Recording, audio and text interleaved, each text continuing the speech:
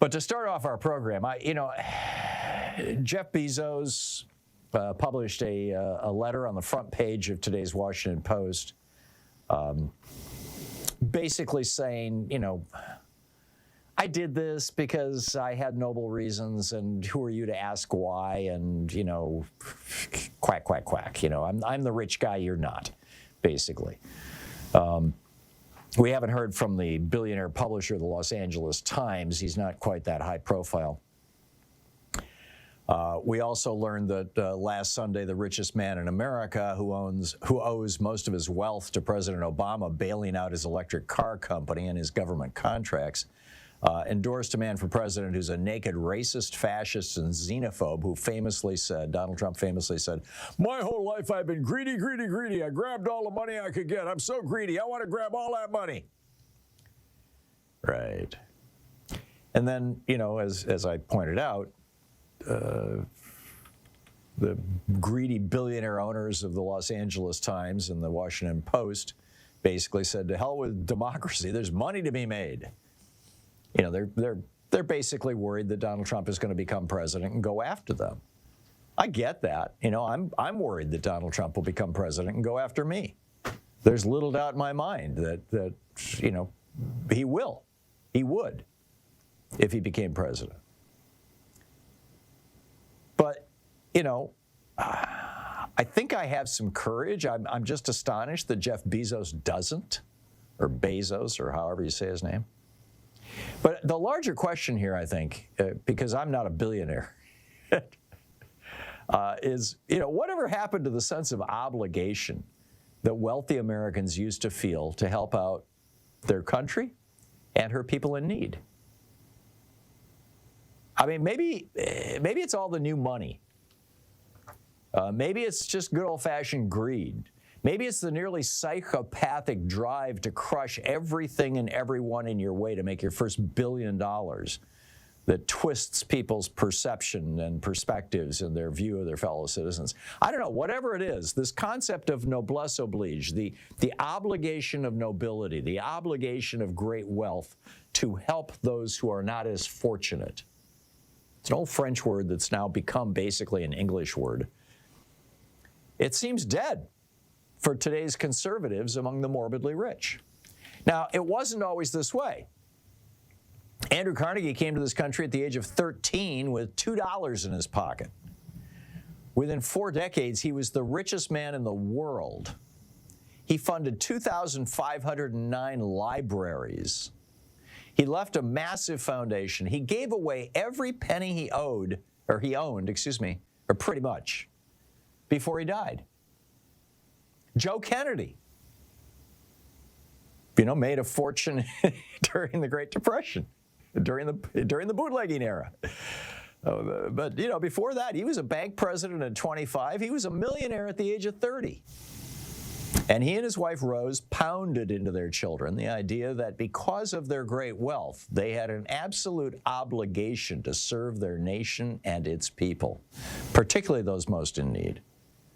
And what came out of that simple childhood instruction of noblesse oblige, was Joe Jr., who volunteered for World War II and whose plane was shot down and he died, John Kennedy, Robert Kennedy, Ted Kennedy, a political dynasty of people who were interested in doing good for the people who were not as wealthy as they were. Foundations were established by Henry Ford and by the Mellon family and by the John D. Rockefeller. And they've all done great good in America, with the exception of Timothy Mellon, who now has disgraced his entire family by throwing millions of dollars at Donald Trump. Self-made billionaires, Bill Gates and Warren Buffett, have made funding good work central to their lives by giving away most of their fortunes. But that old concept of noblesse oblige seems to have just vanished, with the exception of the two guys I just mentioned. Instead, we've got billionaires who are funding and promoting climate change denial, funding politicians who promise to give them tax cuts. Remember Donald Trump speaking to to a group of billionaires and multimillionaires saying, "You guys are rich. I'm going to give you the biggest tax cut," or words to that effect. Remember that? I mean, that was just a few months ago. Spearheading efforts to strip America of its social safety net, pushing to destroy our public education systems. So what's causing this? I think it started with the Reagan greed is good era. You know, we had, first of all, back in the 1950s, the Foundation for Economic Education, this group that basically was a lobbying group for the real estate industry.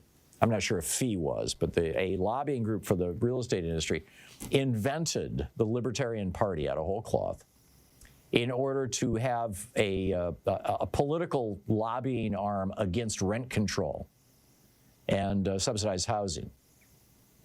And their maxim, their theory was that if everybody operates with maximum greed, it will benefit everybody.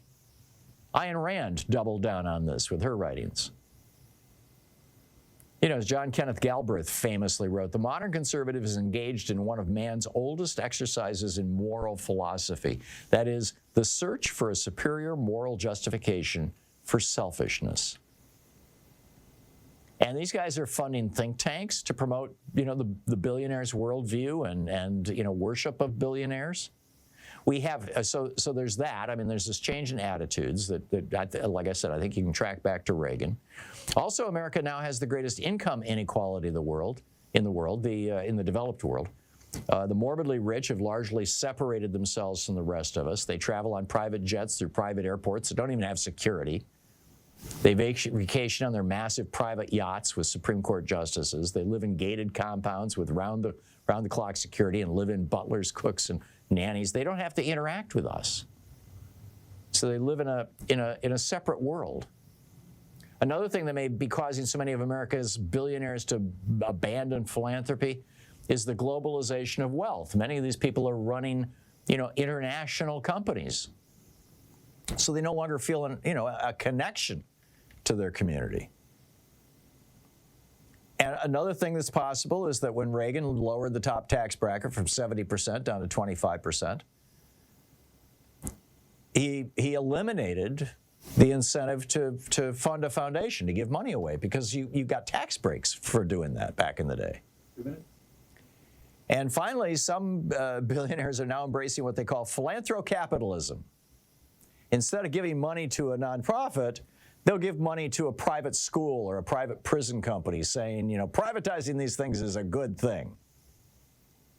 We need a cultural shift in this country that reframes wealth, not just as a privilege, but as a responsibility. Noblesse oblige.